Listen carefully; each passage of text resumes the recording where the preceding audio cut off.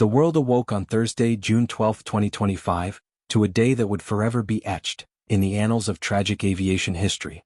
In the hallowed halls of the Vatican, the news of Air India Flight AI-171's sudden disappearance from the radar screens hit with a profound shock. Pope Leo XIV, a figure known for his deep compassion, received the initial reports with a heavy heart. His Holiness immediately retired to his private chapel, offering fervent prayers for all those aboard the Boeing 787 Dreamliner and their families.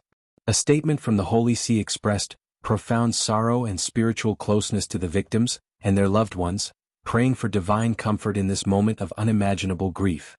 The flight, bound for London Gatwick from Ahmedabad Sardar Vallabhai Patel International Airport, carried 242 souls, 230 passengers and 12 crew, including the seasoned Captain Sumit Sabharwal and First Officer Clive Kunder.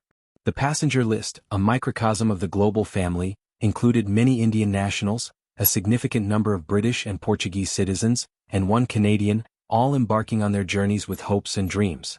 Among them was the respected former Gujarat Chief Minister Vijay Rupani. At precisely 1:38 p.m. IST, the Dreamliner commenced its takeoff from runway 23. Eyewitnesses on the ground watched in horror as the aircraft, heavily laden with fuel for its transatlantic journey, struggled to gain altitude. Flight tracking data painted a grim picture. The plane barely reached 625 feet, moving at 174 knots, before an agonizing descent began. A desperate Mayday call pierced the air traffic control's silence, a final, urgent plea from the cockpit, before communication abruptly ceased. In a horrifying instant, the majestic aircraft, its landing gear still extended, and possibly with incorrect flap settings, plunged into a densely populated residential area of Meghani Nagar, impacting the residential quarters and mess hall of the BJ Medical College, a mere 3 kilometers from the runway's end. The impact was cataclysmic, transforming the aircraft into a fiery inferno. Thick plumes of black smoke choked the sky, a stark testament to the tragedy below. The scene was one of unimaginable devastation. Emergency services, a wave of humanity, rushed to the site, fire engines battling the raging inferno, ambulances standing by, and police securing the perimeter. The National Disaster Response Force (NDRF) deployed teams, their faces grim with the enormity of the task, while medical personnel worked tirelessly amidst the chaos.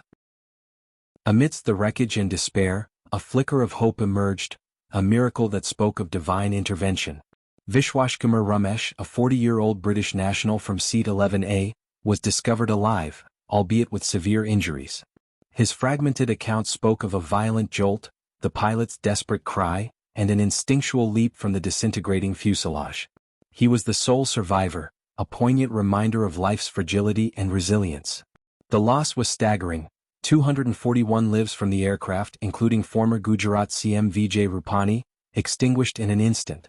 The ground casualties, among them bright medical students and residents of the shattered hostel, added to the profound sorrow. As families arrived, their hearts shattered, DNA identification efforts began, a painful process of confirming the unbearable truth. The news reverberated across the globe. World leaders from the halls of the White House, where the U.S. President offered heartfelt condolences and unwavering support, to Downing Street, where the British Prime Minister expressed deepest sympathies and solidarity, and other capitals voiced their profound shock and grief. Messages poured in from international organizations, all united in sorrow. The United Nations Secretary-General called for a moment of silence, lamenting the unfathomable loss of life. In Rome, the Holy See continued to offer spiritual comfort. Vatican Radio broadcast special prayers, and Pope Leo XIV called upon all faithful to pray for the victims and their families, urging a spirit of compassion and mutual support. In the face of such immense suffering, His Holiness conveyed through a papal envoy to India, "We are reminded of our shared humanity and the profound need for faith, hope, and charity. May the souls of the departed rest in eternal peace, and may their families find strength in God's unending love." In the practical realm, the Tata Group, owners of Air India, swiftly announced compensation for the victims' families, pledging 1 Indian rupee crore, 10 million Indian rupees, for each life lost. They also committed to covering all medical expenses for the injured, including the lone survivor, and promised support for the rebuilding of the shattered BJ Medical College hostel, a testament to their commitment to healing the wounds left by the tragedy. As the Aircraft Accident Investigation Bureau (AIB) began its meticulous probe, recovering the crucial digital flight data recorder (DFDR) from a rooftop at the crash site, the world watched and waited for answers.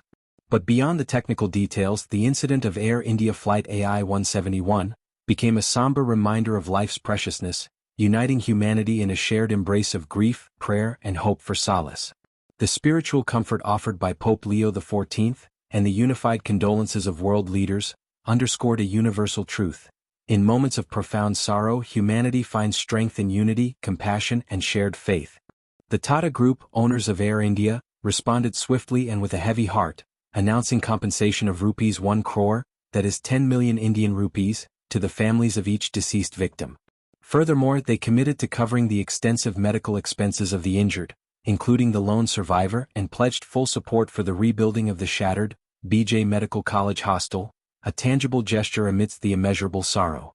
As the Aircraft Accident Investigation Bureau (AIB) launched its rigorous investigation, recovering the crucial digital flight data recorder (DFDR) from the crash site, the world watched. The quest for answers, for understanding what led to this sudden, horrific end, began. Yet, beyond the technical inquiry, the incident resonated deeply. Pope Leo XIV continued prayers for the grieving families, and the souls of the departed, echoed by countless spiritual leaders worldwide, served as a poignant reminder that, even in the face of such profound human suffering, there remains a universal yearning for solace, spiritual comfort, and the enduring strength of shared humanity. The crash of AI-171 was not merely an aviation disaster. It was a wound inflicted upon the global community, whose healing would require both meticulous investigation and a collective embrace of compassion and remembrance. Both recorders are designed to withstand extreme impact, fire, and pressure, and the recovered FDR is reported to be in good condition. It has been immediately dispatched to the AIB's specialized forensic laboratory for data extraction and analysis. While preliminary assessments of the data can sometimes be provided within 24 to 48 hours, a full and detailed analysis, which involves synchronizing the flight data with cockpit audio radar logs and air traffic control recordings, is a painstaking process. Aviation experts suggest that while some initial insights might emerge quickly, a comprehensive preliminary report is typically expected within 30 days, as mandated by international aviation protocols. The final accident investigation report, which delves into every aspect including maintenance records, weather, and human factors, can often take 12 to 24 months to complete, especially for a complex accident involving a modern aircraft like the Boeing 787 Dreamliner.